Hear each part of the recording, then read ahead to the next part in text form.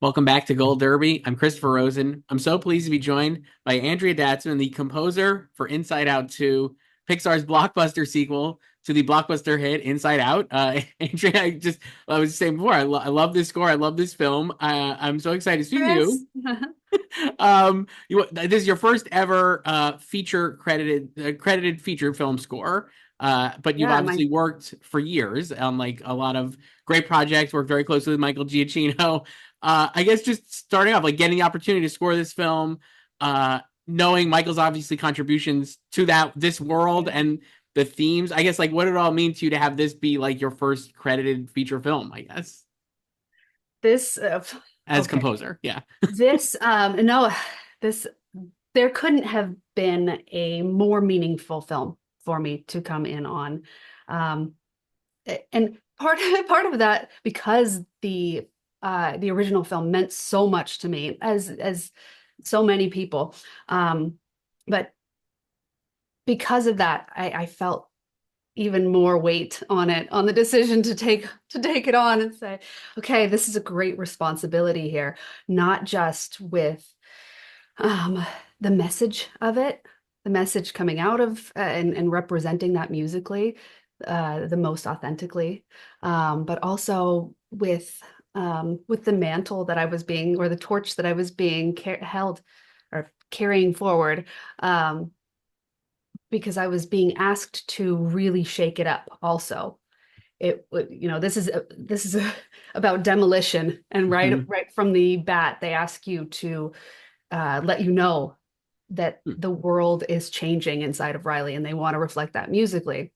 So that was a great responsibility, but also not a film could have meant more to me. I worked on the first film as score coordinator, and had gotten to work on um, helping to get every note of that recorded. I had sort of processed all of that through in different ways. So it was in my bones, and I felt very ready to do so You and mentioned very like honored. it's incredible, and you mentioned like how like obviously like it is so different. There's so many different themes, and obviously like a lot of different characters. And Riley's much older, so it is like its own thing. And yet also you have this great. It's one I think that's one of Michael's like best themes. Like I love the Inside Out, like the main theme. It's so great. So I guess like how did you start like yeah, like how do you approach that? Like knowing you want to have, I guess, some of the main theme obviously as part of the world, but also like tweaking that main theme and like expanding out and like kind of like how did like where I guess where do you start in the process and like are you just looking at it like it or do you like divorce yourself from like the original altogether and like just like you said like come at it completely like it's own thing, I guess. Like how did you kind of like where do you even begin? I think an important thing for working on any sequel or continuing storyline is, in order to make it a a worthy attempt, is is to just look at the story. Like each chapter of our lives, we're not trying to necessarily make sure that it sounds the same as the last, right? Every day at a time, and that was the approach for this. Here's Riley. Who is she now? Where are her emotions? And right from the beginning, you smash cut into she's playing hockey. Like this is not this is not the same world that we left. Well, she was playing hockey in the last, but um you Not smash like almost cut. not at that level, right? Yeah. Yes, yes, she's smashing around the ice, and it's just frenetic. She's throwing her arms around, coming out the gate, and all the girls coming through the gate like that. It's a big energy right away. Um, but the other thing about continuing it as just looking at it from a story, where is the story now? It was what is needed. That original theme was written as, and the way that it functions in the film is sort of like Joy and Riley at their heart together. Riley with her joyous joy in that purest sense. And it was really important to me to preserve that impact. And I was very much encouraged to do so, and not try to shoehorn it in anywhere, even though it's a beautiful theme and everybody has a really heartfelt reaction to it. It it then gave me permission to look at what is pulling your heart now, and what does that feel like? And for me, that was right away the core belief system and the sense of self. Hmm. So I was able to craft a sense of self theme that feels like its own uh, short, recognizable sort of icon of Mhm. when this thing shines, really, what can it sound like? And that's that I can go. I think structurally when I'm writing music, I don't know how to I don't know how to explain it. Um, it's sort of a sense of it's a kind of synesthesia, but it's not that I see colors. Hmm. I see structures, Hmm. and seeing the core belief system below and the sense of self above, I constructed it so it sort of connected the two. Hmm. Um, it's hard to describe in a No, yeah, specific way, that but as you hear this short theme, ba da da da da da da da da ba da da da da da da da da, it's bouncing between above and below, hmm. and it's always returning to that lower note, which is returning to the core belief system, actually, as it's structured there. And on the end, if you or on the top end, if you remove that presence of the higher note or the lower note, excuse me, then you go ba da da da da da da, and Hmm. that is the core belief system. I took the sense of self theme and broke it out into the core belief system theme, which you hear when you're down there in this sweet cavernous area where so much growth is happening. So you get ba da da ba da da da ba da da da da da da to be ba da da da da da da da da. It's really, I could love. If you want to sing the whole score, it's great. I love it so much. It's really, I think that's like fascinating to hear you talk about it. And like, I feel like I listening to the score and watching the film, obviously, like that kind of level of detail and care, I feel like is going through every one of these characters. Like, I feel like Riley in this, obviously, like you mentioned, like coming kind of crashing out in the beginning. That like I would say rock and roll type like kind of theme you have for her, or like the more like very guitar forward, I guess, right? Like in the beginning and like when they were playing when she's playing hockey, and then also obviously I have anxiety and like all the new characters. Were you just like it seems like a treat, I guess, then I would say, because like we're saying like how big of a challenge it is to like come after Inside Out, but like you have all these great different it's so much different about the film, the sequel, that it's like gives you a lot of opportunities and to like mix and match themes and like kind of like create a bunch of new things, basically. Absolutely. It was a sort of a Peter and the Wolf approach continuing. You've got all the emotions with new motifs for most of them, or for all of them, um, Hmm. across the board.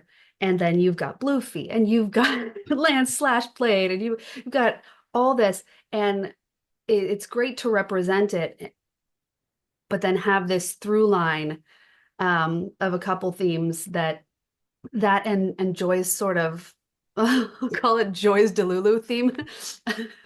um, when she first describes the um, uh, Riley protection system, Hmm. this is their team's way of protecting her, and that I used as a through line. Also, it comes through in this sort of like 1940s 50s industrial. If you were to watch like a dish a car commercial, or a an episode of Leave It to Beaver or something, um this idealistic Hmm. sort of feeling that, like, okay, they really believe in that dish soap, okay. um but I took that and I was able to develop that over the course as a sort of mission theme that turns eventually very heroic, as we understand, oh, what they want here is not, it is harder, it's epic, it's growing, it's getting bigger, and then eventually it wasn't the right thing. And that was really fun to develop that as well. You mentioned like all the characters in Live getting their own things. How about for anxiety? Obviously, I think it's like a very, I just love the way that's musically presented, like for the theme, and especially at the end with the anxiety attack. I think that is just a wonderful sequence. And I think your music in that scene is so great. And I guess like how did you kind of come up with what like the anxiety theme would like, how do you turn that feeling into music? And then, or like, and then B, like, how did you like that? The big scene at the end there, I just think it's like so it's such a wonderful scene just in general, but I think your music obviously enhances it so much. And I guess like how did you kind of like make that land so well as it does? I was lucky that, well, I'll say inspiration is always luck. Whatever hits you at the right time and you capture it. And the sense that I was able to get through um became very was very versatile. Um so I was able to use it in a lot of different ways. For all of the emotions, I made sure I took an approach of, all right, I'm going to think about anxiety. How does it feel? What does that sound like musically? And I try not to just sit at my desk. I even put a ballet bar in my office. Oh, nice. Um, and so I can get up and go, okay, this feels like it's really tight. Um, or for envy, like, oh, it feels like I want to go up there. Um, but having that physical sense allowed me to see these 3 points of the structure, which is the zing, the alarm, that getting your attention. Mhm. It's zing, and then the continuation of that, which is this like poking you, like, hey, hey, hey, hey, hey, hey, hey, are you paying attention? You should be paying attention to this. There's something you should be worried about, and I want you to think about it a whole bunch. So, you know,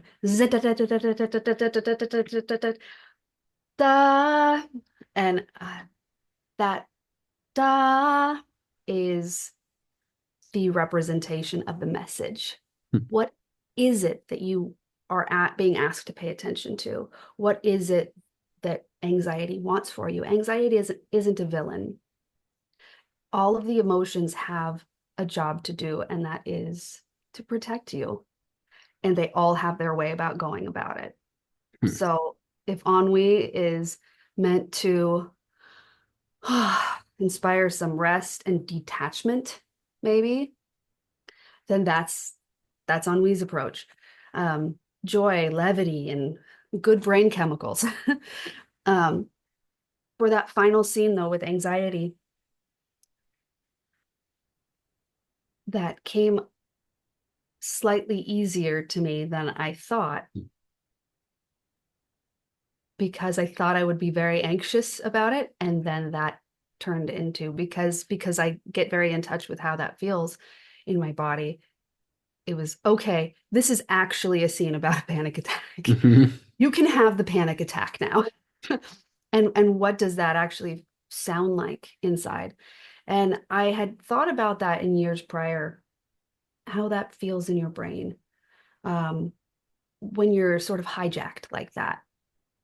Um, and so I I ended up breaking down that anxiety theme, where it has that repeated dot dot dot dot dot dot dot dot, or da da da da da da da da da, or da da da da da da da da da da da, always on this repeated note before it gets to talking you into its message. So I broke down the chord structure in these low notes as we're outside and everybody's trying to fight to get into her, this descending line. But when we finally get into the interior of anxiety standing at the board, I wanted it to sound like, what would it be like inside your brain um, if you could hear what your brain signals were doing. And I thought of that in the past as, feels like the energy is going everywhere. It's disconnecting. It's a live wire hitting here and here and here. And so I ran that from the beginning of the scene. It's just an alarm stuck on. Mhm. And from the moment that Riley is sitting there hitting her forehead, I put that violin note on repeat, like an alarm stuck on in Hmm. another room. Da, da, da, da, da, da, da. I thought for a moment that they wouldn't that they wouldn't go for it, that it was too intense. Um, and then once you break through into anxiety's tornado there, I ran that repeated A through about 6 or 8 different processors. So everything in there is still that Hmm. repeated note, but you have it sort of skittering all around. So it sounds like a live wire splashing around, or different tonal elements, but everything is still that message being distorted and that frozen state where you don't know what it is. It's sort of um, and within there is Hmm. anxiety's message in a very clear, fragile state. Dun, da, da, dun, da, da, dun. On a plucked piano there. Hmm. That to me feels like that's all she wants. It's all she wants, and all of her efforts are exploding all around her. Hmm. So that's that. It's really no, I think that's really amazing. I'm getting like a little emotional even hearing you talk about it. I guess that was one of the things I wanted to ask you. You talked about before, like the authenticity of the music and like kind of staying true to that. I was like listening to I like this movie makes me cry. Like what I've seen it 3 times. My daughter like was crying. Like I listened to the score before. I cried again. Like after like growing up is hard to do, and then Into Glide and Joy I think are the tracks. And I guess like how I'm an easy crier, but like that aside, I feel like how do you, as a composer, I feel like how do you write something that's so authentically emotional as this that works in the film that I could listen to it months later and still like have this emotional reaction to it without tipping over into like being cloying, right? You know what I mean? Like I just think you're doing Mm. the score is so well. It's like so it feels so authentic, I guess. And I guess how are you able to execute it in such a like a high level as you did here? I just think I it's really fascinating. appreciate that. That's so kind.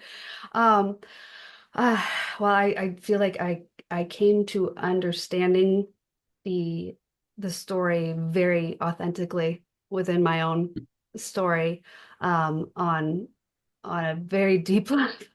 I went through my own personal journey of that, which included a lot of health issues that led me to understand or to study neuroscience or neuropsychology. And um,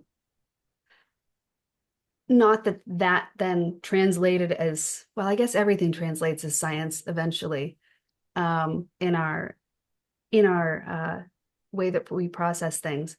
But having come from that place, it was easy to get back there. It was easy to get back to also being a 13-year-old girl with a lot of social anxiety, a lot. And, at that age, also having to leave school and change friends and losing a lot. Um, there were not a lot of minutes that I wasn't sort of being re-triggered. And I think it does come through in the score. But that is anybody writing a score or anybody writing music, period, is somehow uh, taking their internal emotion, their internal feeling of something, turning it into math. And then on the other end, the listener is listening to math and feeling that. That is magic. That is absolute magic. But if you just look at it as ones and zeros, oh, this equals feeling, it doesn't work. If you were to break down a magic trick that way, you're going to have a very robotic magic act where you almost need to not understand how that math is made. And I feel oftentimes like I'm blinded by it. I can't think technically when I'm writing, and it frustrates me. It slows me down a lot. But I'm sort of blinded by it. It's like, no, it's just this. Hmm. Yeah, that's amazing. Obviously, like I said, you worked as a in music like on Pixar films before. You've done Pixar shorts, I know as well. I what this film is such a success, obviously.